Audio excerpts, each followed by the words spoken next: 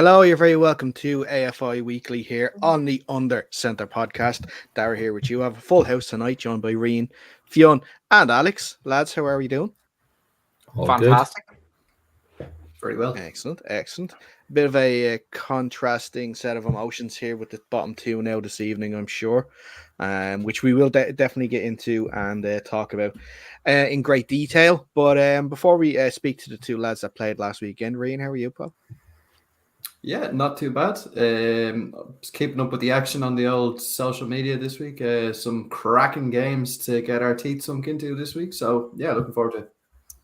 Yeah, I took back duties of score adjuster this weekend, so you were let off on Sunday. But you probably have to do it again now this Sunday because I won't be available. But it's only 2 games to look after, so it should be all right. Shouldn't be too bad. Yeah. The Giants are always good for giving updates, and so are the Knights and the Trojans, so it should be all right. Fionn, how are you? Yeah, back from a long trip up to Belfast, but another good win, an important win for the Panthers. So made it a little bit easier on the way back, I have to say. Excellent stuff. And Alex, how about yourself? Tough day on Saturday as well for you guys, but a valiant effort, I should say, nonetheless. Oh yeah, tough game, but a good game, you know. So we don't feel too disheartened by it. Absolutely, and we'll get in depth in it there. Like I said, we are live at the moment. If you have any comments or questions throughout the show about any of the weekend's games or this coming weekend's games, be sure to drop a line here on the YouTube, youtube.com/undercenterpod. If you are watching us on Instagram Live, you can put it in the comments there. I'll keep an eye on them during the show as well. So let's get straight into the action. We'll start with the Premier Division and Saturday's game.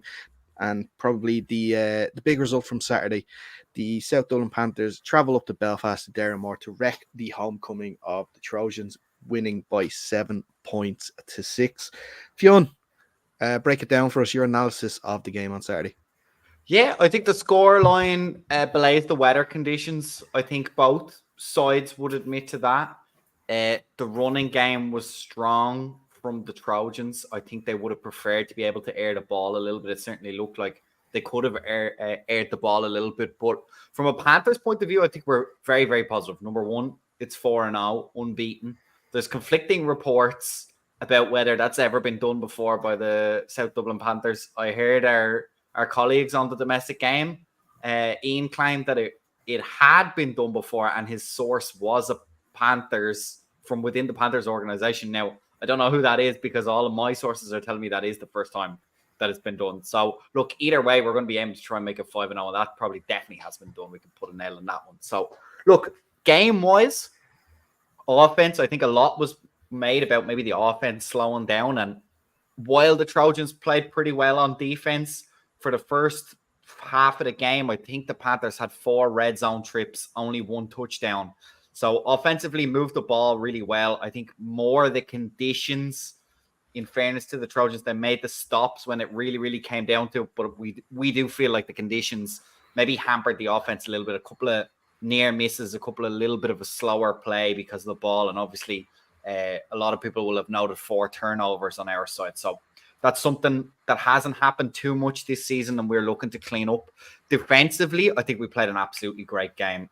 They had lots of, I think the first quarter was all 3 and outs for the Trojans offense. I think they only had 2 possessions of the ball because the offense was so efficient with it. And they really held up well. Now, I have to give the Trojans credit. They really adjusted very well, as to be expected out of such a well-coached team. They adjusted very well at halftime and brought themselves back into the game. But I think the defense is hugely proud and a very important showing because rightly, I think the schedule for the Panthers has been questioned a little bit about at the kind of the slow ramp up of play. It's easy to see that we've started off on the lower teams in the division, and now we're going to have kind of the gauntlet to run through the top end.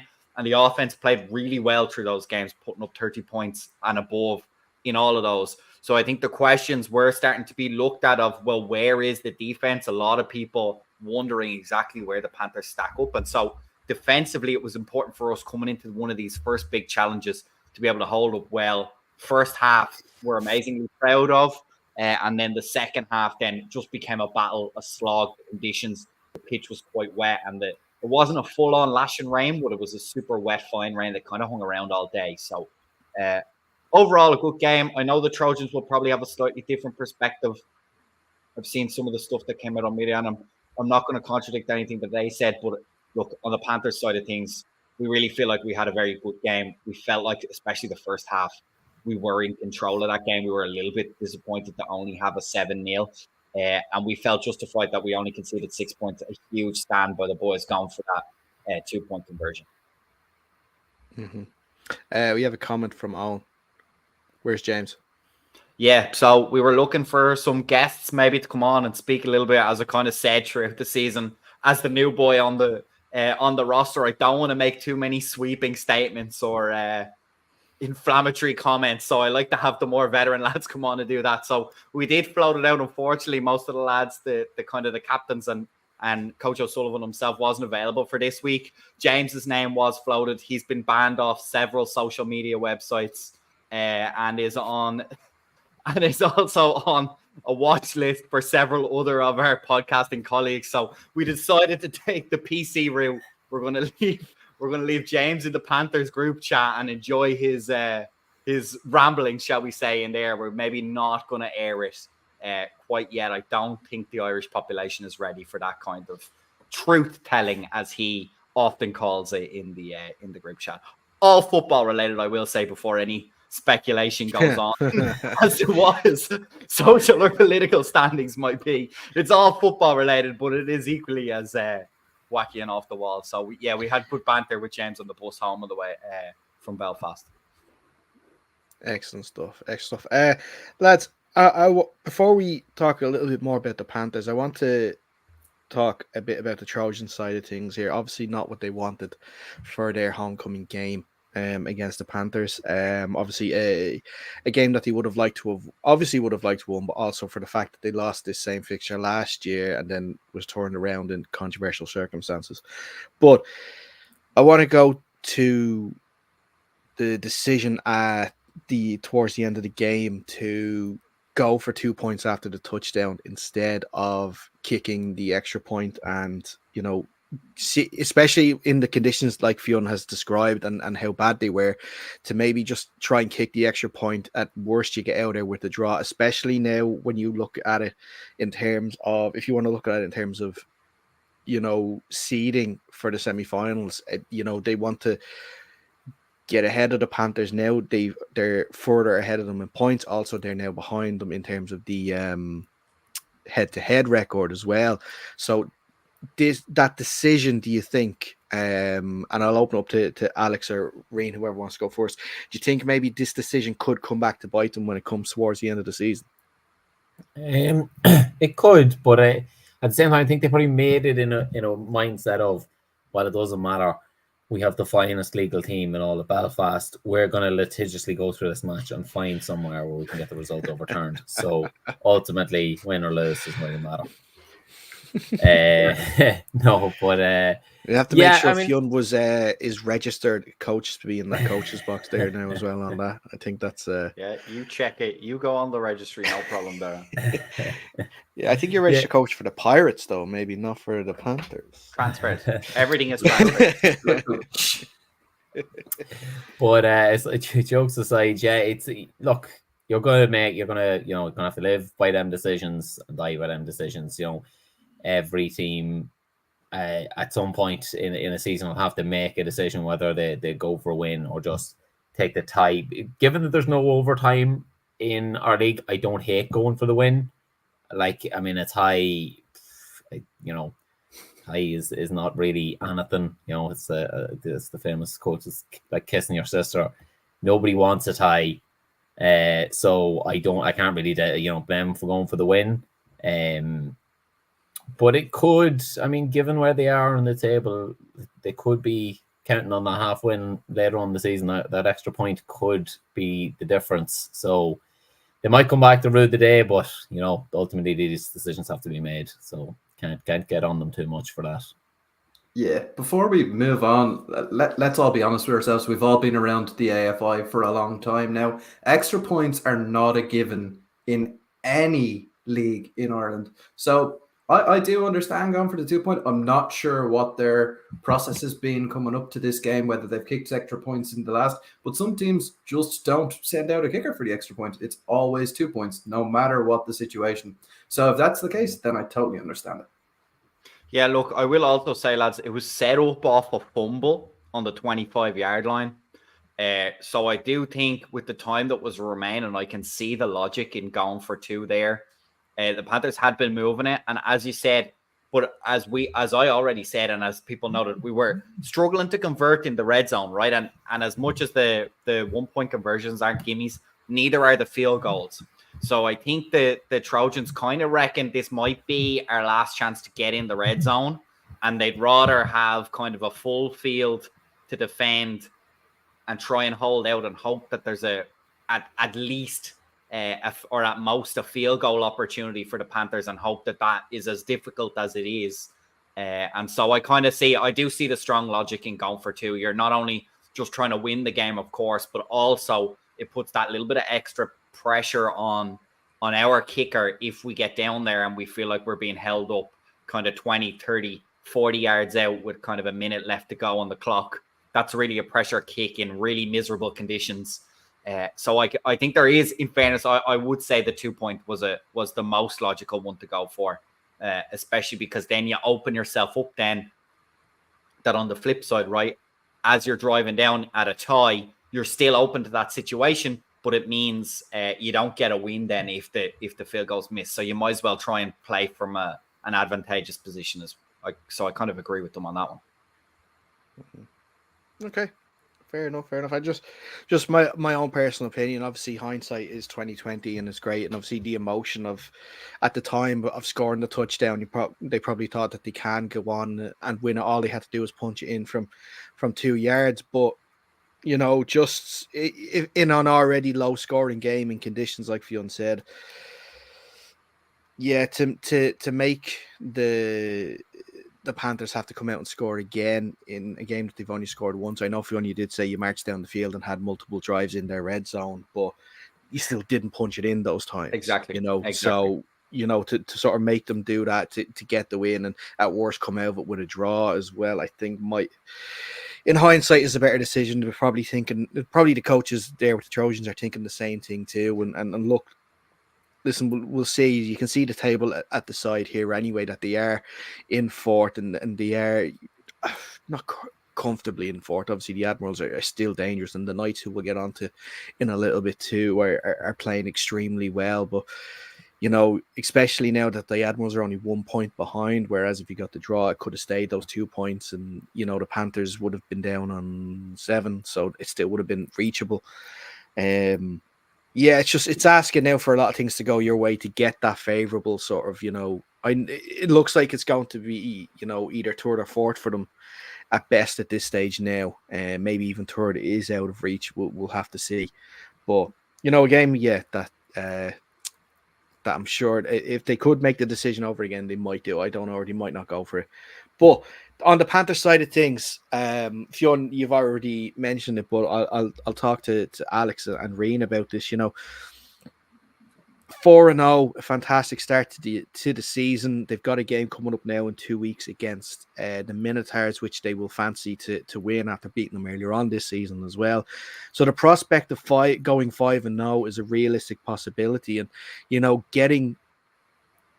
Seeing the Rebels and the struggles they may have faced last Sunday, and if they can go 5-0, the hope of a home semi-final is a realistic possibility.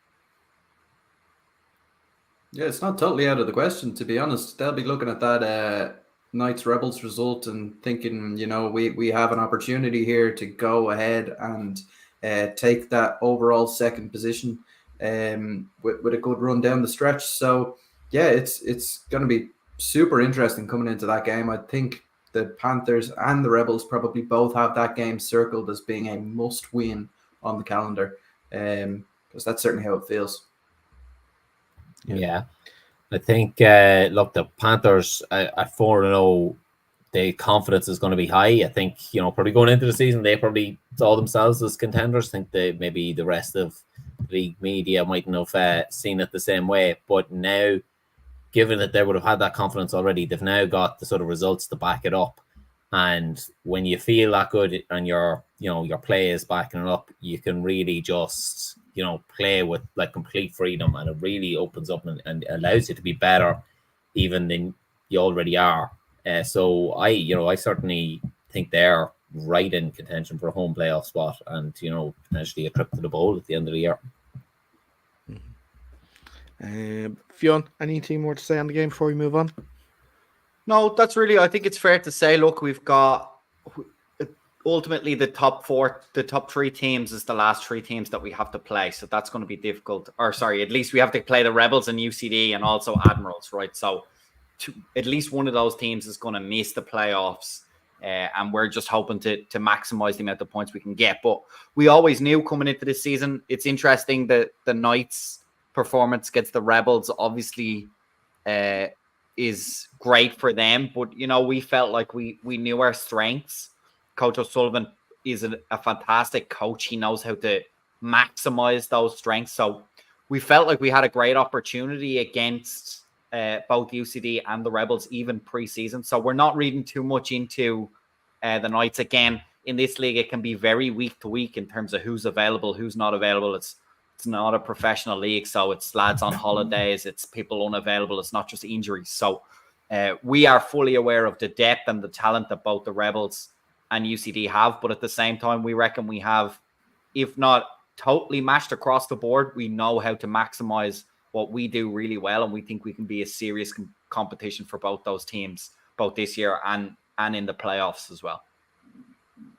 Okay, let's move on to the other game on Saturday, and that was in Division 1. That was, of course, the game in Dundalk. The Loud Mavericks 28, the Craigavon Cowboys 32. Just a few stats from the game here before we get in talking about it. On the Mavericks side of things, Nathan Hardy threw for 1 touchdown, rushed for 1. And there was 2 rushing touchdowns by Dan Finley as well. On the Cowboys side of things, you had Peter Lochran throwing for 5 touchdowns for them, going to Sunshine, and the other one going to Neil Maxwell as well.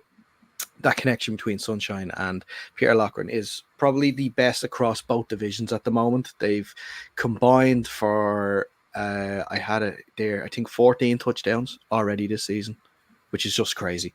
Absolutely crazy stat.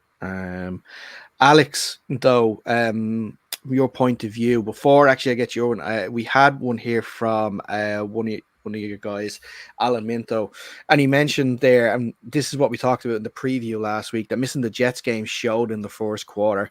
After that, we got the rust off and done well throughout the rest of the game. Is that something you would agree with as well? Yeah, absolutely. I think it was about 6 weeks since our last game when we sort of kicked off against the Cowboys, and that was actually against the Cowboys as well, the last game we played. So I think that 6 weeks, you can't get that sort of, nothing you can do in training can replicate the flow of a game. I think in that time, the Cowboys had 2 games that they played against the Eagles and against the Rhinos. So they had a chance to work on things, keep everything flowing. So I think that did just hinder us. We were definitely rusty in the first quarter and a little bit in the second quarter, but we got things picked up. And when things started to click again, our offense started to come to life. Nathan played really well out there, got some good protection, and the running game was solid. So, just probably left ourselves a little bit too much. I was thinking if we had have just been able to click a little bit closer, perhaps the touchdown we scored right at the end might have been to win it rather than to try and get an onside kick to get a prayer shot, which it ended up, being. But we got pretty pleased with our output. At the end of the day, we're hoping that that result probably isn't going to have an impact at the end of the season. We've got plenty of other games we have to focus on now between now and the end of the season. So we've just got to make sure we're there in the playoffs come the end of the season, and we're hoping that we can make a round 3 and get a full sweep of results if we play the Cowboys again. We've had a draw and a Cowboys win, so I'd love to get the Cowboys again in July and make it a Mavs win to complete the set. Complete the trilogy for sure. And look, this is the thing when it comes to especially the not just Premier Division but Division 1 too. It is the fact that like the top 2 positions are what you want. Yes, you'd like to say that you finished the regular season at top of the table, but it is about those first 2 positions to make sure you do get the home semi-final, and that's something that obviously you and the Mavs are well on track for through 4 games of the season. And like you mentioned, you do have some well, I'm not going to say easier games. It's a bit disrespectful to say easier games, but you have, the Vipers at home coming up, as well as an interesting away trip to Kildare, and then I believe the you're Rhinos up in Belfast. Oh no, up in Belfast first against the Razorbacks. Then it's a last day of the season sort of game against the Rhinos, which is always going to be fun. Lads, I'll open it up to yourselves. Firstly, on the Cowboys, having Peter back this season has just shown how vital he is to that team and what makes them tick. The fact that he's been able to just score touchdowns for fun in Division 1, almost coming from a player, and I'm sure Alex will, a player in Division 1, I'm sure Alex will agree with me, just seems a little unfair at times. Yeah, look, he's a great baller. We know him, obviously, how good he is from the flag football setup as well.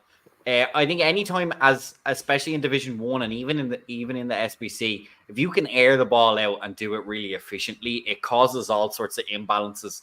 Number one, much more often than in the run game, it's kind of a 1-on-1, 1-on-2, depending on whether you're playing zone or man. And so if you can get your athletes with the ball, it's much more likely to get into space, and that just causes all sorts of damage. Whereas the run game, it's kind of that mashup. You can really dirty the trenches if you're a very experienced D-line, so that even if you're outmatched maybe physically, a very good experienced D-line is going to be able to kind of muddy the field quite literally and slow the run game down. So anytime you can add that dynamic in, and I think as great as Peter Lochran is, and it's kind of going against what I said a couple of weeks ago, but you also have to have the receiver on the other end, right? Especially a guy, I haven't seen Peter play, but certainly his arm talent is well on display. I haven't seen him run a whole lot of running touchdowns in. I don't know, is he a mobile runner guy or if he's a pocket passer? But if he is a pocket passer, what it seems like from a distance, you got to have at least one target you can go to.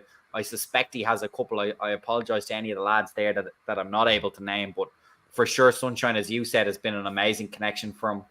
And so you need to have that balance, and it really does throw other teams off. And we've seen, all 3 of us have experienced how good the Mavericks are, both defensively and offensively. So to be able to do that against a very experienced Mavs defensive scheme and defensive talent, it just goes to show how much arm talent and how far arm talent can get you in this division. And it's something as a league, I think we need to be a little bit braver in nurturing. Obviously, you need these kind of freak athletes to be able to do it. But at the same time, I do think there is a fear, certainly as teams are developing, to stick to what they're good at. And certainly it's easier to get good at running the ball than it is to pass the ball. And I'd like to see every team lean a little bit more on the aerial threat and kind of develop as a footballing nation, as it were. Yeah. I should also just mention I was wrong. It wasn't 14 touchdowns they're connected for. It's 13. Still, though, mental. Reen, just before we get on to yourself, Jason Duddy from the Cowboys actually came in with a comment, and it was actually what we were going to speak about next, was that he's saying it's not just Peter doing things this year. The O-line giving up no sacks is absolutely huge, and then also the defense as well. And Jason was one of the standout defenders there at the weekend with 2 sacks. I believe 2 tackles for loss, and multiple tackles as well in the game too. A fantastic game for him as well. But like that, yes, I know Peter and Sunshine especially are getting all the plaudits at the moment, but it is a team game, and all facets of the team have to work in unison, and that's exactly what's happening. Yeah, I'll tell you what, if that O-line hasn't given up any sacks versus the Lead Mavericks, I have been at the receiving end of that Lead Mavericks rush a few times, and it is not fun. So if they haven't given up a sack against that crowd, fair play. Like, that is unbelievable work. And they're showing that they are at that kind of SBC level at the moment. So yeah, they're setting the standard across the board, not just at the quarterback position. Yeah, it's they're a great team to have in Division 1, just setting an example, as it were. And Alex, you guys must be quietly confident, though, right? As you said, as you said, this is the top team, both going for the playoffs. You kind of take it a little bit on the chin, as it were, get the eyes down.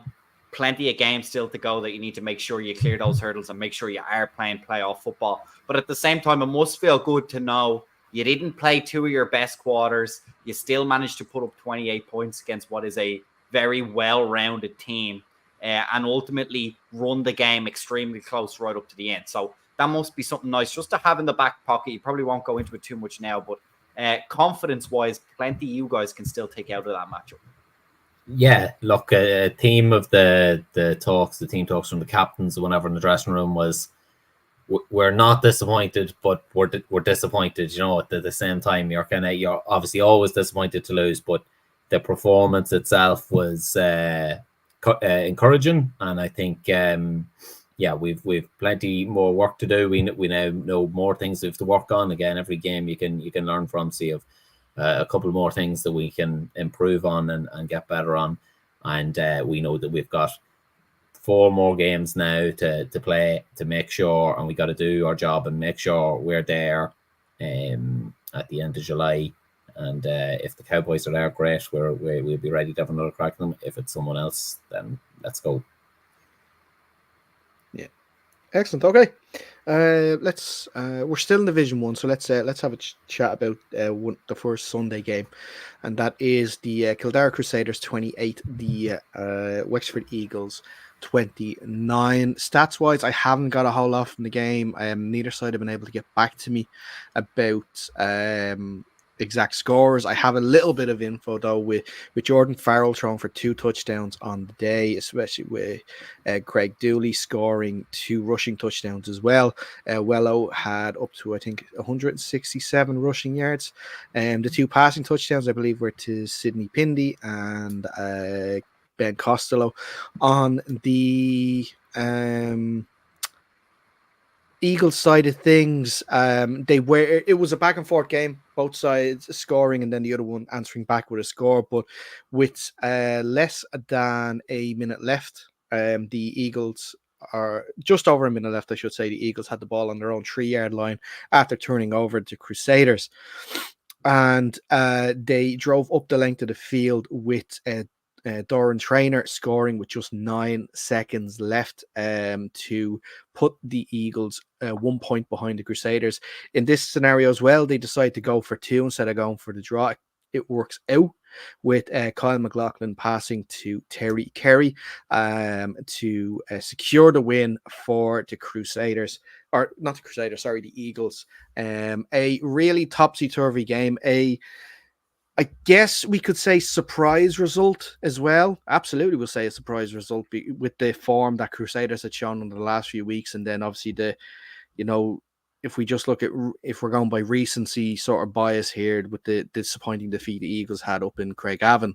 But yeah, a huge win for the Eagles and really puts them in the middle of that playoff hunt for sure. Yeah, look, I think it was the arm wrestle we all predicted, that kind of quite close in the division standings, in the power rankings, I'd say, by most people's standards. As you said, their Crusaders were coming off the hotter streak, but the Eagles, while their record didn't necessarily reflect the standard of football they were playing, they had to play the Cowboys, which is a tough task for anybody. So look, I think this is great. What really stands out to me as well is Division 1 games all had 55 points or more. That's fantastic to see as well. We love to see high scoring games of football. So that's really exciting. And I think it really opens up now. It brings the Rhinos back into play with the Eagles having the head-to-head over the Crusaders. Now the Rhinos have something to play for against the Eagles if they weren't already hyped up for that game. So I think it really opens up the permutations. That's what I'm really excited about. And both teams, again, it's going to be a bitter loss for the Crusaders, elation for the Eagles. That arm wrestle, I'd say, for the last couple of playoff spots is going to be super important and super tight. So great to see it come down to a last score play. Awful if you're on the end of it. Class if you're the winner of it. But that's what we want to see, right? If the spectators are going to come down and watch these games, we want to give them good spectacle, good football that lasts all the way to the last second. And by all accounts, that's what this game was. A fantastically open game of football. No lack of talent on the defensive side either. It's important to say that when the scores go up. But yeah, I hope this product can keep going. And the more and more recordings we have that we can put out on the socials, I think the better the game will grow, seeing these kind of results come in.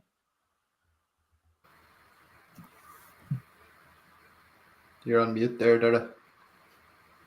Thank you for that. Sorry. Again, I just want to go back to sort of then the decision. You know, we mentioned it when we were talking about the Panthers and Trojans, what to do. It was 4th and 3 from the 3 yard. So 4th and goal, sorry, from the 3 yard line for the Crusaders. They are 7 points up. You know, do you agree with them continuing to try and punch it in for a touchdown to make it a 2-score lead, or should they maybe have, you know, tried the field goal from that close in to extend it to a 2-score lead with that little time remaining? Alex or Rian, I'll go to you on that one. How do you feel? Do you think that maybe they should have gone for the points instead of trying to, you know, land that killer blow with an extra touchdown? I think in this case, it's entirely situationally. Like, do the Crusaders have a kicker that kicks, or do they always go for 2? In my experience playing against them, they've always gone for 2 after they scored touchdowns. So I don't even know if they have someone to kick the ball. And then the other thing is you're 3 yards out from goal. You have a man in the backfield who's played SBC football for a number of years. I don't hate running the rock there, and then you're making the Eagles go 97 yards up the field to score a touchdown, even if you don't get it. You know, so it's another one where I can't hate the call if they don't have anyone to kick. In our situation, I think we would be inclined to kick the ball, but we have a kicker that we'd be confident in putting it between the sticks. So I think that probably is a big deciding factor in it. Yeah. Rain, do you agree? Yeah, 100%. I mean, when you have a guy of Wello's quality in your backfield, you trust him to make those 3 yards. And even if he doesn't, 97 yards is a long way to go, with such a short period left on the clock. So I understand the decision. If it was me and I had a kicker, I probably would have kicked the football. But like Alex says, I'm not sure they do have a kicker in there who's capable of making that kick. Yeah. Again, I'm not totally sure what the play call was. I believe, though, it was a pass for the 4th and 3. So it's got big Seahawks energy. You have to bring up something like that, don't you? All right. While you have a Cam Newton jersey in the background there for what did he do in his only Super Bowl? Oh yeah, he fumbled it and then pretended not to go on. Made a business decision. Yeah, lost the game. That was his business decision. Anyway, I mean, that game was well lost before that. Like, shocking performance. Yeah, well, look, listen, we'll have plenty of time to talk NFL once the AFI season is done. But yeah, so not crazy. That's it's a bit again. A fantastic result again for Wexford. You know, they have gotten their win. They're right in the middle of the playoff things. Again, I want to go to the Crusader side of things because, you know, it's another game at home that they've lost with 9-6, like just seconds left on the game. With the first game, obviously, against the Rhinos, they lost that too. The Rhinos did the exact same thing. They went up the length of the field with less than 2 minutes left. And, you know, I don't want to, you know, I don't want to punch a team while they're down, and they're definitely not down, the Crusaders, but obviously they're not feeling great about the results. But is that an area of concern for you right now at the moment, if you are one of the Crusaders coaches, that there's been 2 games this season, 2 games that they've lost this season, is because maybe concentration has waned in the last few minutes and not being able to get the stops required to see out the game? It's certainly something that probably does factor into people's minds there. Like, I know everybody in that organization will tell you, no, we're not concerned, bad luck, whatever, this and that. But if these results start racking up where you are losing games late on at home, even if you're not superstitious or anything like that, it does start playing in the back of your mind to say, well, what's going on here? Why is it always the late score that gets us? So I wouldn't imagine that they seem like a very well-run organization down there, good coaching. I'm not sure the coaches are going to be worrying about this, but it's certainly something that plays on their mind. Yeah. Lads, are you sort of the same mindset as well? Yeah, I mean, it's a frustration at the very least to be so close and not to be able to punch your ticket. But I trust the coaches to use it as a teaching tool, to bear it in mind now the next time, really galvanize the team and say, guys, let's just shove this one in and forget about it and break the duck that it goes against us in the last couple of minutes. And then I think they'll be flying and they'll be able to turn that into some real momentum then. Yeah, okay. I wouldn't be too worried. I think the Eagles have shown that they are a team that will, fight to the death, and we always knew they were going to pick up some wins here and there, and they were probably going to be a good candidate to be up there. So I think it's just one of those things. You're going to lose close games. It's sort of like the Cork first half, second half thing. I don't fully believe that it's a real thing, but it's the fact that it keeps happening, might suggest otherwise. But I don't think there's going to be people pulling hair out over it. Okay. The Crusaders' next game is away to the Cowboys on the 19th of May. And on the same day, the Wexford Eagles will be welcoming the Jets down to Gorey. So a chance for both teams to either get over the loss or stack on another win. So we'll see what happens there in a couple of weeks' time. Let's move back then to the Premier Division and possibly what could have been one of the biggest shocks in recent AFI history. The Belfast Knights coming so close to heading down to De La Salle and beating the Dublin Rebels. But in the end, the Rebels, through Andre Barlafa, get a touchdown in the fourth quarter to win the game 26 points to 22. A resilient, fantastic effort from the Knights and the Knights defense, who I believe had 4 interceptions in the game. They scored through. I have them here. Sorry, I just get the stats up here. Touchdowns from Marty Caskey and Dottie McShane, and then Ben Wright punched one in on the ground as well. Marty Caskey also had a field goal to put the Knights up by 22 points to 19 at one stage as well. 22 points to 20, I should say, at one stage to give them the hope that they were going to win. But they have come close, but it is a loss. Though they would have drove up to Belfast, disappointed, yes, but encouraged that they have that they are starting to build a team up there now to definitely, maybe not this year, but maybe in the coming years, challenge for that top 4. Yeah, I called it. I said the Knights were going to keep it close, and they had a chance to surprise us all. And I think that, coupled with the Trojans' results on the Saturday, makes this Sunday's game, a really enticing prospect. If the Knights win this, they're level with the Trojans, and they're thinking playoffs now. We kind of did say that this could really, an upset in this game could really springboard the Knights. Okay, they didn't quite get the result, but they're gonna be going into this game now with that extra confidence that we can hang with the best in this division, and there's plenty more football to go. So I think they'll be absolutely buzzing for this Belfast derby now. Yeah, and what a time to get it as well. Do you know what I mean? The derby's always going to be a bit of a hard-hitting affair, a tense affair. but they played very well against the Panthers as well, obviously in second position at the moment. The Rebels didn't finish the way they wanted. Rebels showed they had that just little bit of extra gas in the tank to get themselves over the line, but ultimately I think for the Knights, in a weird way, like you kind of move on really quickly, pat yourself on the back, obviously, to say, look, good performance, but you don't want to do it too much. It's still a loss, and I think they'll try and really spin this into momentum more than anything else, right? Really galvanize the lads, challenge the lads, like, okay, you did it against one of the best teams in the country at the moment. Now you got to do it against the Trojans. It only counts if we can replicate it and keep this momentum going. You only get the plaudits if you can show that you can build on from here, not just one flash in the pan.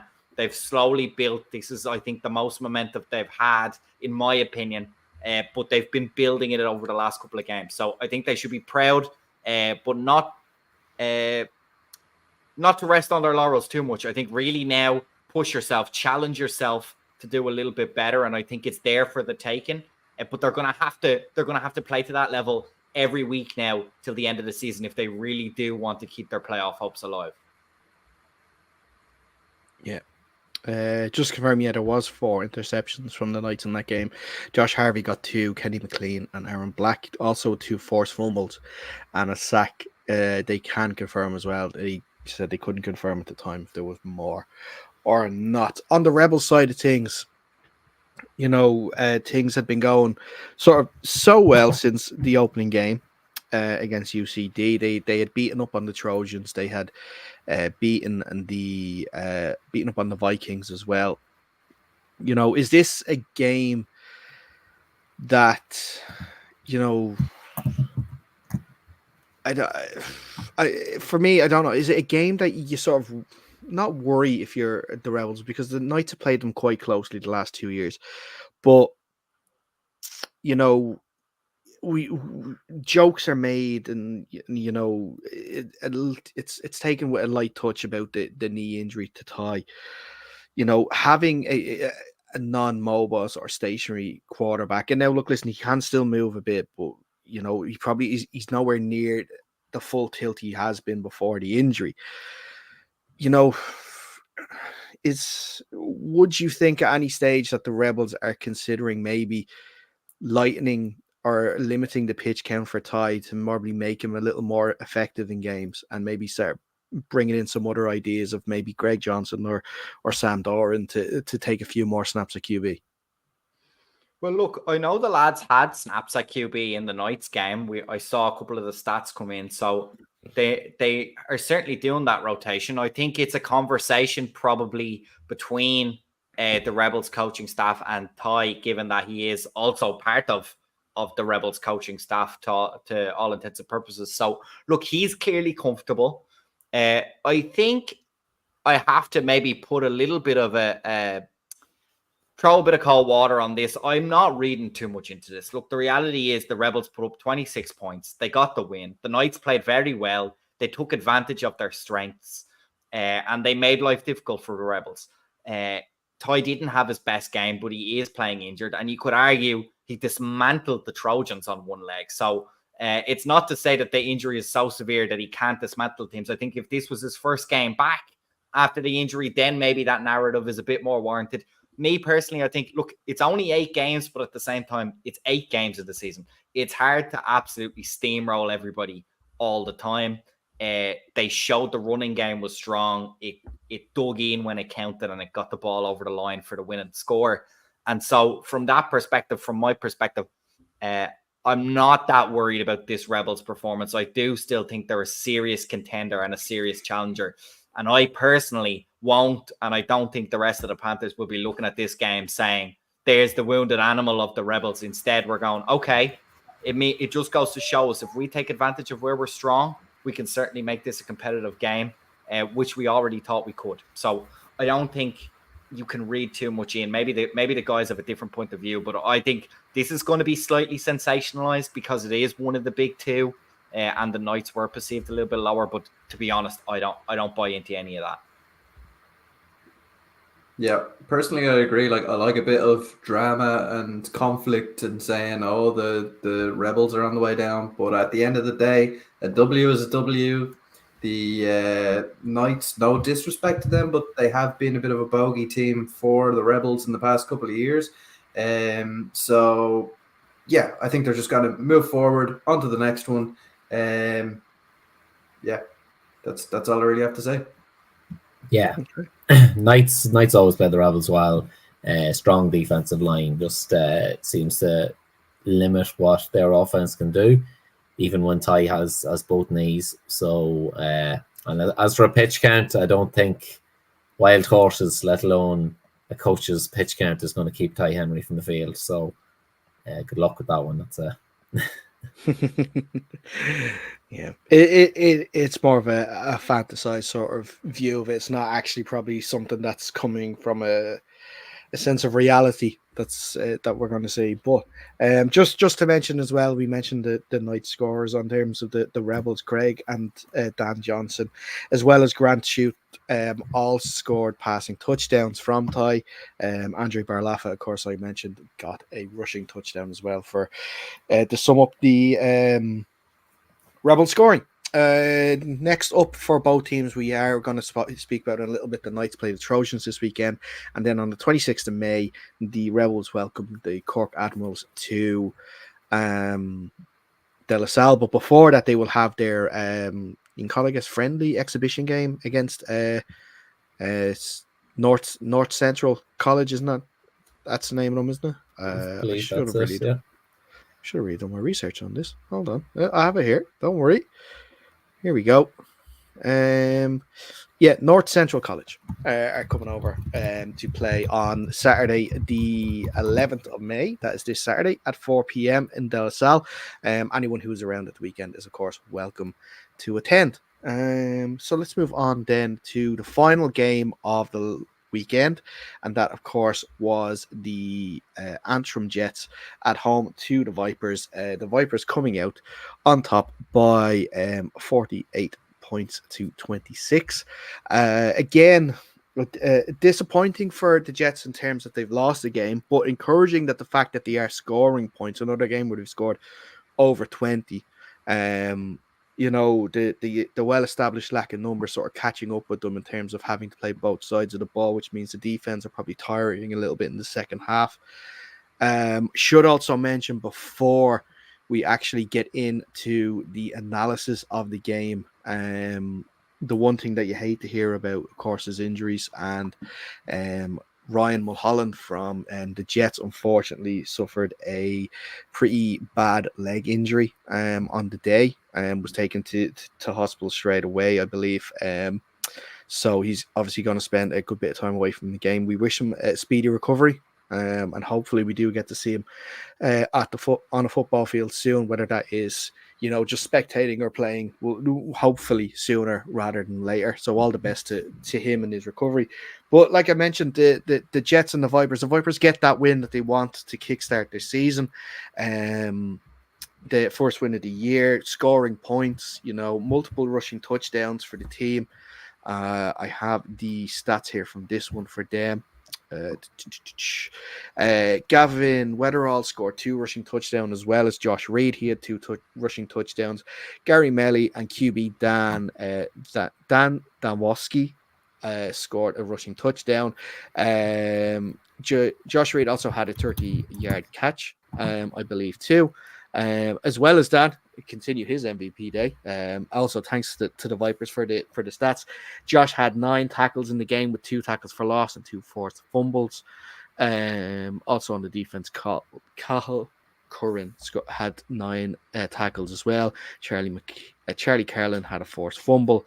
On the Jets side of things, I have it here.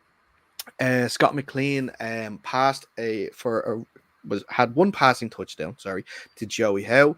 He also rushed for a rushing touchdown. Jason Beattie also had 2 rushing touchdowns and a 2-point conversion on the day. But lads, your reaction to the game on Sunday? For me, my reaction is that the Jets can actually play. They led the game for quite a period in this one. But again, it comes back down to the numbers situation. Obviously, there's not a whole lot of media coming out of that game, but I think I saw the Jets QB playing defense at one point, which is just, it's not something I like to see. I know Ty Henry does it. He's a freak.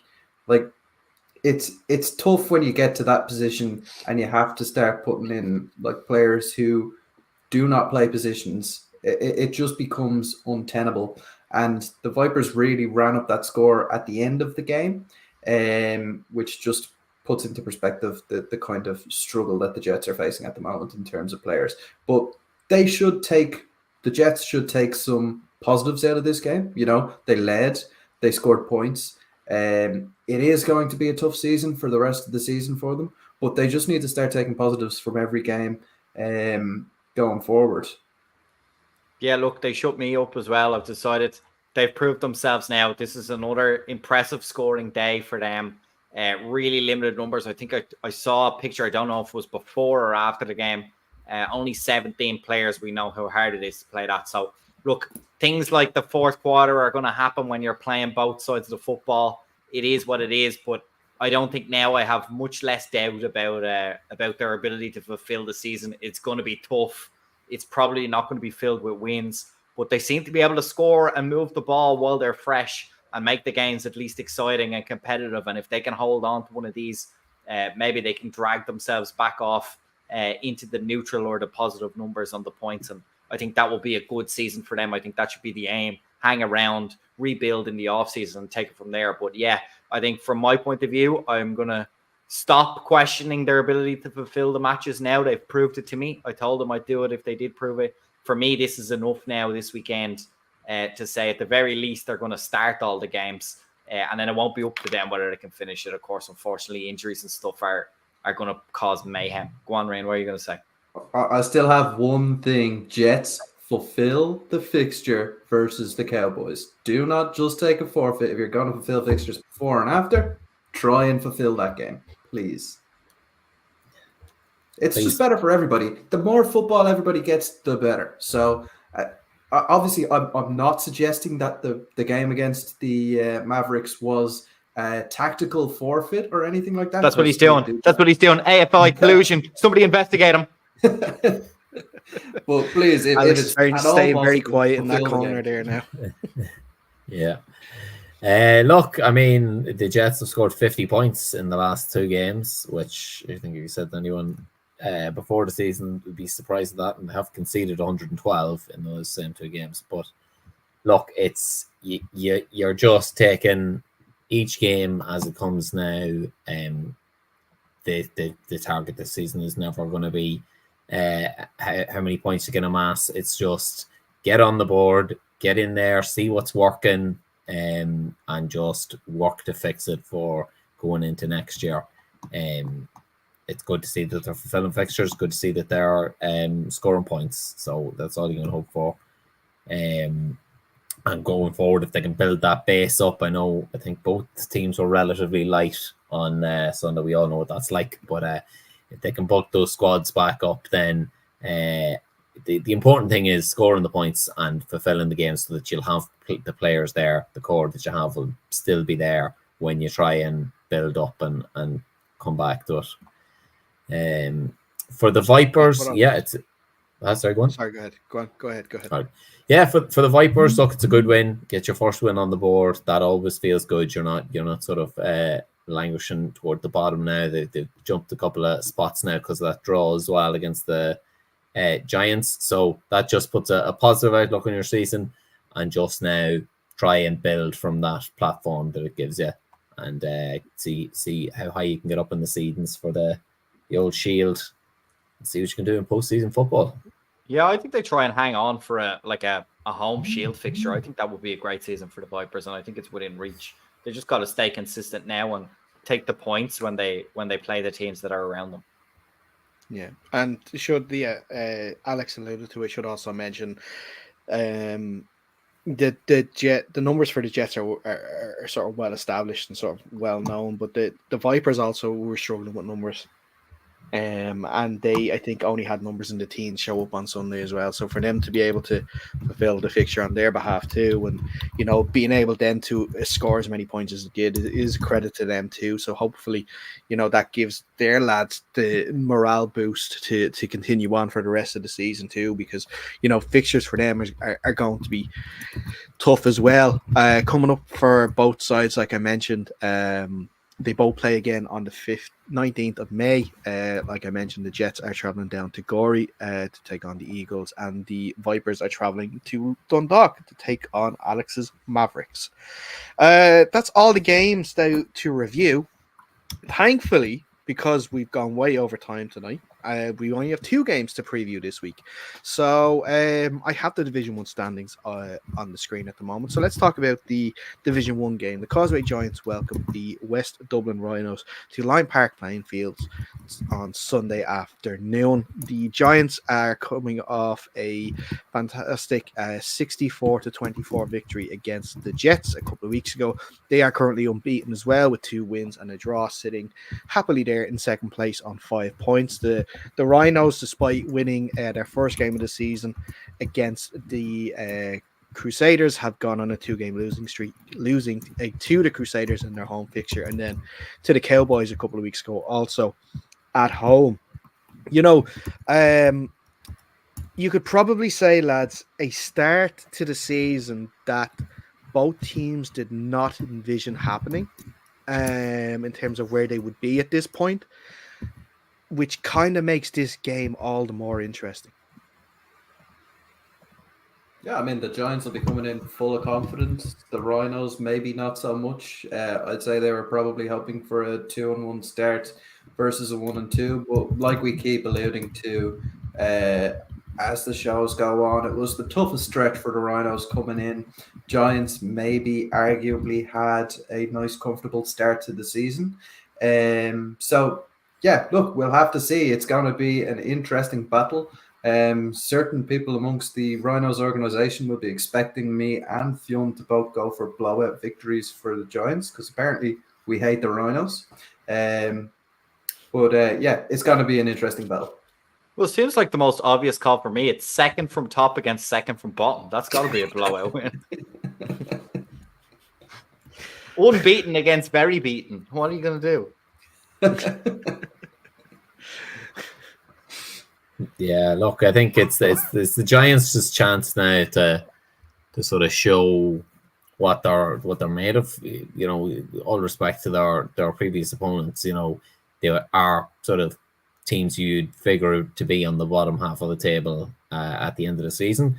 Now they get a team who are above them in our own power rankings, but certainly well below them in the actual table. So we get to see, are the Giants like really contenders now? Is they, were we wrong, as we so often are, or do the Giants have what it takes to be a playoff side when July comes round? And yeah, I'm looking forward to it. Should be a cracking match. Fionn, we also need to mention the power rankings. Our power rankings. Yeah, Dara's power rankings. It's our power rankings, right? To be fair, with the D1 ones, I did definitely stick me all in. I listened to a fellow D1 player. I obviously won't take much advice off the well-established Rhino haters over on the right side of the screen. Anyway, it's a race car offense versus a team who scored 9 points as well. That's just 11, excuse you, but anyway. But look, listen. This is bad accounting. No. Yeah, no. 8 points game 1, 3. Yeah, actually, no, that's true. No, I'm more referring to your tables on touchdown counting. Yeah. Well, look, listen. As is well established, I know nothing about points differential or anything like that. So, thanks for that. You really are getting used to the culture of that new team, aren't you? There. Anyway, lads. Do we have anything in particular we want to speak more about this game, or do you want to go straight into predictions? Predictions it is. Fionn? Giants by 20. I'm taking the Rhinos in this one. Bum squeaker 2-0. I'm taking the Rhinos. Rhinos knock off the Cowboys here and get a win and get things back on track. Here, a serious question. If it is, the Giants are on 7 points after 4 games. Is that legit top playoff contender? Just on the amount of points Absolutely. they'd already have in the bag. Yep. Absolutely. Yeah. I would say so. There you go. They'd already be safe from relegation. To what? Non-existent Relegation. Relegated to this new Division 2 that we're starting a petition for. The league just forces you to fold. Yeah. Relegated from existence. Go away out of that, Yeah. lads. The old Jets. Look, Like, listen. no, the only thing worse than that is living in Dundalk. I know. John, you just love making enemies, don't you? In Division 1, yeah. I'll probably end up playing. I'll probably end up playing there again, but for now, I'm looking down my nose, and it's a big old nose, so there's a lot of looking down to be done. Yeah, I'm not going to give a prediction, obviously, but Chicken. I will mention. Well, look, I haven't done it all season. I'm going to start now. True. We've had 2 good weeks of training. We have worked out some issues that we have had on offense in the previous games. We had the beginning of something towards the end of that Cowboys game, despite the scoreline. We've worked on that. We finessed it. We are confident that you will see it in the scoreboard this Sunday. On the defensive side of things as well, we've worked on a couple of things that we think is going to help us stop the Giants offense. But look, listen, it can be as much talk as you want. You have to go out on Sunday and do it, and that's what I plan to do. That's what the rest of the guys plan to do, and let's sort of make sure that's what happens on Sunday. But the Giants, look, listen, you can say whatever you want in terms of who they've played, but they still have to beat the teams that they played, and they've beaten the Jets well. They obviously had those 2 games against the Vipers where the conditions played a huge part in. But they are full of confidence, and rightly so. And look, it's our job to stop them. I was going to say something there, but I totally forgot. Doesn't matter. Anyway, move on then to the final game of the weekend. That's the Belfast Derby. The Knights at home to the Trojans. Fionn, I think you were mentioning it there a little bit in our reviews. This potentially is such a huge game for both teams. The Knights, if they can win this game, like you mentioned, go level on points with the Trojans, and obviously we'll go ahead of them on the tiebreaker. The Trojans are wanting to come back off that loss where they probably feel like they didn't play up to their potential, so we'll want to get things right against a Knights team as well. But what are your thoughts ahead of the game? Yeah, I think it's going to be a banger. I do think the Knights will be well up for this. I suspect that they will be able to galvanize themselves from what happened against the Rebels and will challenge themselves to perform as high as they can. Having seen the Trojans, they're an excellent outfit, well-coached outfit. They won't need to get themselves up for this game. They'll be sore after the Rebels. They'll be annoyed after the Panthers, I imagine, seeing that they were kind of coming back home. It was their homecoming game. They were kind of hoping to bounce back. Now they'll really be motivated to bounce back. So I think this is going to be a cracking game. I'm going to call it 3 points in it. Fairly high. I'm going to say both teams score over 20 points, but I'm going to pick the Knights to win this. I think just, if nothing else, it opens up more interesting permutations down the way. So I'm going to go for the Knights in this one.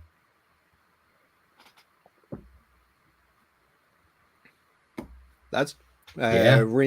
what are you thinking? Or Alex? Stunned into silence with my magical analysis. Stunned into silence with such stupid takes. Yeah. No, yeah, look, it's a big one, Belfast Derby.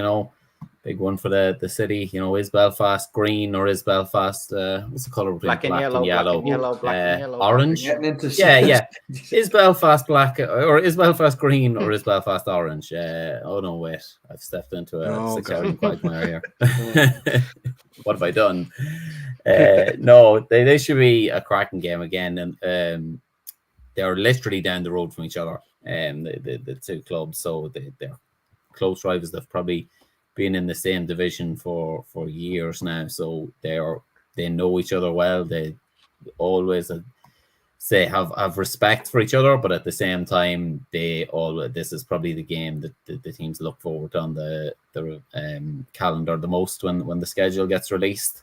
And yeah, I think this one, it's halfway point in the season, 2-2 versus 1-3. It can be a real making of the season for one team, or a real one that the other one looks back at and really regrets. Like that was the one that caused us to miss the playoffs. So I think it'll be a really tight one here, but I think it should be exciting as well. Both teams can pass the ball, both teams can run the ball, and hopefully if we get a bit better weather, we might see a higher scoring game. Yeah, I mean, there's not a whole lot left to be said on this one that the lads haven't covered. So what I will say is my heart is saying Knights, my head is saying Trojans. I'm going to go with my head on this one, but I have been hitting the head a lot. So take that as you will. Okay. For me, this game comes down to both quarterbacks. Liam Morris has played fantastic in his first year quarterback for the senior kid side. Dom Lynn coming into his second year as the Trojans. I know the first year was hampered a little bit by injury, but probably is not playing as well as the stat sheet is. Well, probably thinks he can play better than the stat sheet is showing, I should say, at the moment. They have relied on the run game a lot in the last few games to sort of help them where Dom has struggled. And also for both defenses to stop said quarterbacks. The Rebels being one of the best defenses in the league, weren't able to stop Liam for most of the game.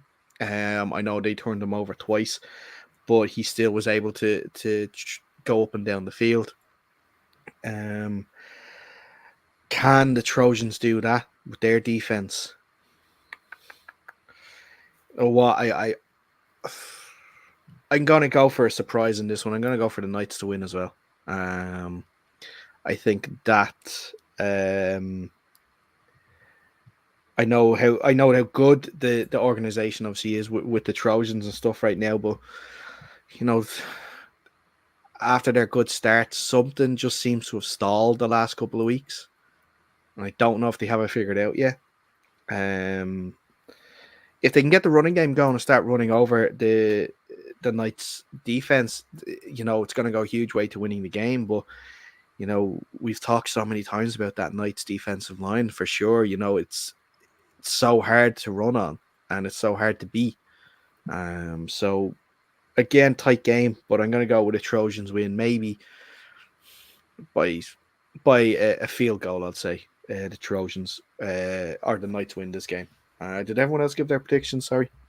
I didn't actually give a prediction, no. My prediction is that Robbie Alexander eats Chris McGee whole. for a starter, and then has Dave McLaughlin for mains. Yeah, could be. I think the Knights win this one. No pressure now, lads. Rain, did we you all say Knights? Did everyone say Rain said Trojans. Yeah. With a CTE asterisk beside it. Yeah. Yes, of course. Okay, perfect, lads. That is our show for this evening. Before we go, if you are watching us on YouTube, make sure you please like the video and you're subscribed to the channel so you are kept up to date with all of our live shows. If you are watching us on Instagram Live, make sure you are following the page as well at Under Center Pod. Also, we're there on Twitter at Under Center Pod as well. Instagram's the place to be also for all the stats. You got your league tables, scores, fixtures, touchdown scorers, touchdown throwers, rushing touchdowns, all of that stuff. I don't have a lot of defensive info at the moment, so I can't give out the stat leaders on defense, and I've only got so much time in the day, so I'm very sorry about that. Podcast, if you want to listen to us on the go, Under Center Podcast, wherever you get them, Apple Podcast, Spotify, Google Podcast is going away soon, so we'll just focus on those main two. Guys, as always, thank you so much. Thank you. All right, peace. Maybe next week, James is going to be out of his media embargo, and he might actually want to come on the show with Fionn, but I don't know if you'll. We might not want him to, Dara. I might be off that week. We'll see. You think the Rhino slander is high level? This is next level stuff. Oh, good. Right. That's what we're going to call it a day. Thank you so much for tuning in this evening. Really appreciate it. But until next time, stay safe, and we will see you soon.